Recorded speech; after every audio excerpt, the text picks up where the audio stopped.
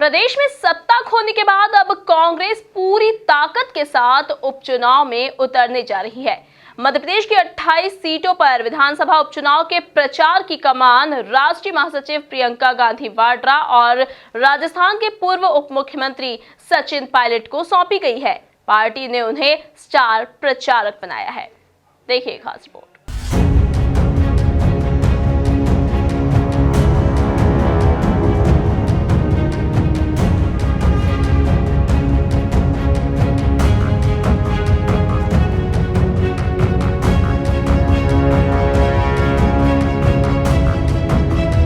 जो जीतेगा चंबल का दंगल वही बनेगा एमपी का सिकंदर।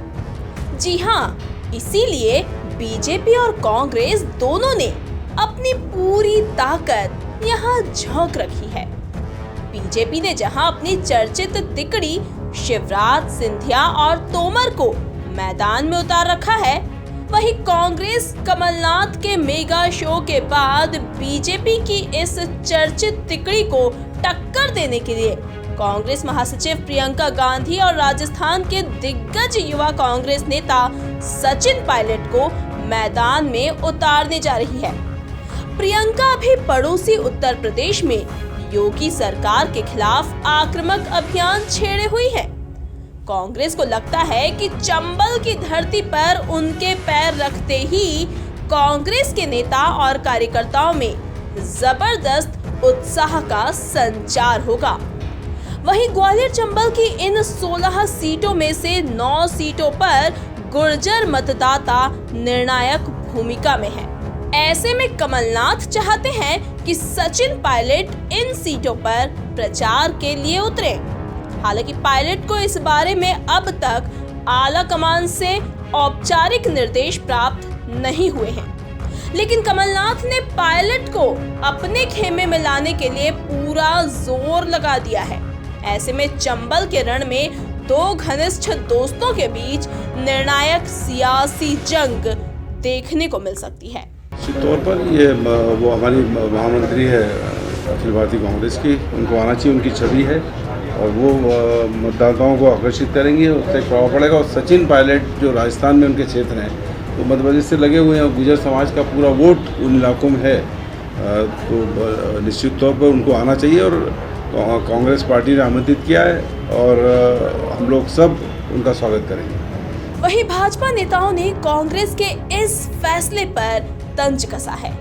चिकित्सा शिक्षा मंत्री विश्वास सारंग ने कांग्रेस द्वारा सचिन पायलट को एमपी में होने वाले उपचुनाव के लिए स्टार प्रचारक बनाए जाने पर तंज कसते हुए कहा कि कांग्रेस हाईकमान ने मान लिया है कि मध्य प्रदेश में कमलनाथ, दिग्विजय सिंह और अरुण यादव जैसे नेता नकारा हैं। यही वजह है कि एक नेता को राजस्थान से इंपोर्ट कर मध्य प्रदेश लाया जा रहा है।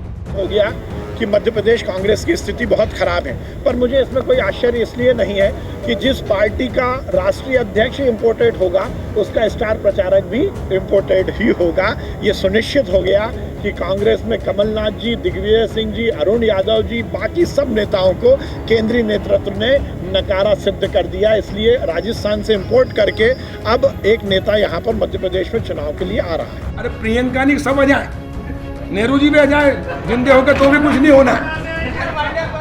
वहीं गृह मंत्री नरोत्तम मिश्रा ने भी कांग्रेस पर तंज कसते हुए कहा कि ये किसी को भी बुला सकते हैं और किसी को भी बुला रहे हैं, लेकिन जनता समझ गई है कि इन तिलों में तेल नहीं है। ये किसी को भी बुला सकते हैं और किसी को भी बुलाते रहें। जनता समझ गई है, जनता अब ये समझ गई है कि इन तिलों में तेल नहीं है। जो शीर्ष नेतृत्व है कांग्रेस के पास, प्रदेश में न नेता बचा, न नीयत बची, न नेतृत्व बचा। इसलिए कांग्रेस की हार अगले चुनाव में तय है।